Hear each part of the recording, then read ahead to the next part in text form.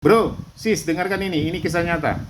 Ada seorang laki-laki berumur 60 tahun dan dia seorang yang sangat baik. Dan dia dari suku Batak dan bergereja di gereja kesukuan. Dia terkenal sangat baik dan dia sangat rajin pergi ke gereja. Dan dia kebaktian di perkumpulan juga sangat rajin. Suatu saat, singkat cerita, dia sakit dan dirawat di rumah sakit swasta di Medan. Lalu terdengar kabar dia sakit oleh sama keluarga, dan di dalam hati saya ada dorongan untuk mengunjunginya, tapi saya menolak karena nanti-nantilah itu kan gitu. Lalu dorongan yang kedua untuk pergi menjenguknya. Lalu dalam hati saya juga masih menolak, nanti-nantilah itu kan gitu. Lalu yang ketiga, dorongan yang ketiga datang dengan suara yang lembut di hati, mengatakan bahwa jika kamu tidak pergi, dia tidak akan bersama-sama dengan aku. Saya begitu terkejut, bro sis. Kenapa? Pastilah dalam pikiran kita bahwa dia akan mati. Dia ini adalah Uda, saya memanggil Uda terhadap dia. Lalu singkat cerita saya langsung terbang, pergi menjenguk dia di rumah sakit itu. Dan Tuhan menyediakan waktu dan tempat yang baik untuk memberitakan Injil kepadanya. Tanpa ada orang yang mengganggu, saya berada sendiri dan dengan Uda ini di situ, dan saya langsung menanyakan kabarnya, dan dia sangat kesakitan. Lalu tanpa panjang lebar saya mengatakan Injil kepadanya. Uda, Tuhan Yesus sangat menghargai kebaikanmu, tapi itu udah tidak cukup. Udah selama ini melupakan Tuhan Yesus. Udah tidak mau datang pada Yesus. Udah, kamu meninggalkan dia, kamu melupakan dia. Padahal dia sudah menyediakan keselamatan di atas kayu salib. Dia telah mengampuni dosamu di atas kayu salib. Dia sangat menyayangimu, Uda. Jadi minta ampunlah pada Tuhan Yesus, Uda, karena kau selama ini meninggalkan dia. Kau tidak pernah memikirkan dia.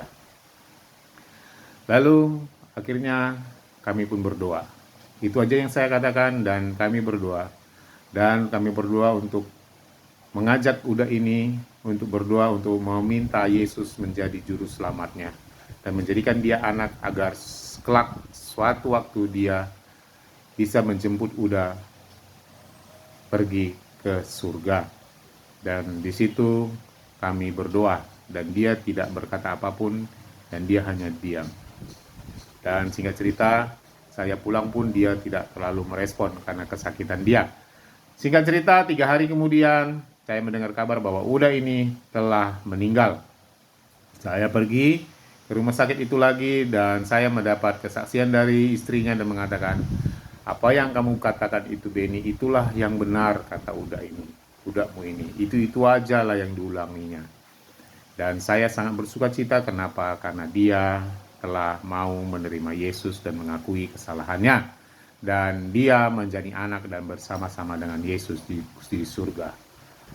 Jadi teman-teman, bro sis, bisa nggak bayangkan 60 tahun belum lahir baru, seorang Kristen, rajin ke gereja, dan sangat baik. Jadi hati-hati. Kenapa bisa seperti ini? Karena dia tidak pernah mendengarkan kasih Allah terhadapnya melalui Yesus di atas kayu salib. Dia tidak pernah mendengarkan itu.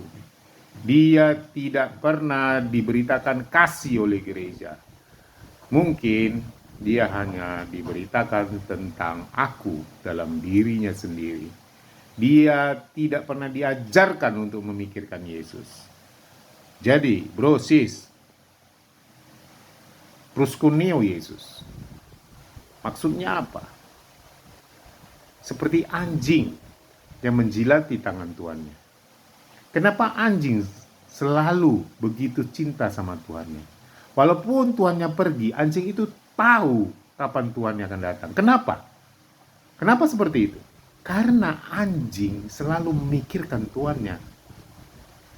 Anjing itu selalu memikirkan tuannya.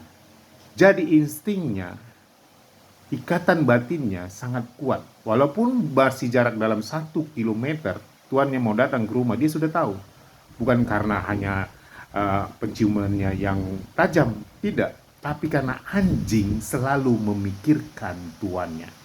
Jadi bro, sis, apakah kamu pernah memikirkan Tuhan Yesus 1 detik saja dalam 1 hari?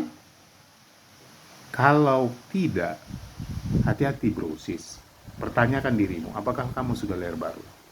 Apakah kamu meninggalkan Yesus? Apakah kamu tidak peduli dengan karya Yesus di atas kayu salib? Dia sudah menyediakan keselamatan. Dia sudah menyediakan keselamatan di atas kayu salib dengan darah dan tubuhnya. Tapi kamu tidak peduli. Jadi pertanyakan diri Anda bro, sis. Apakah kamu pernah memikirkan Yesus 1 detik aja dalam 1 hari? Karena orang yang lahir barulah yang memikirkan tentang Yesus setiap hari. Karena dia telah menjadi anak. Dia seperti anjing yang selalu memikirkan tuannya. Kita manusia yang selalu memikirkan Yesus setiap detik, setiap napas hidup kita. Itulah bukti kita lahir baru. Itulah bukti bahwa kita penyembah dalam roh dan kebenaran. Amin bro, hati-hati, ambil sikap. Sikap apa? Sikap memikirkan Yesus. Dengan cara apa? Serahkan dirimu pada Yesus. Terima kasih bro, sis, amin.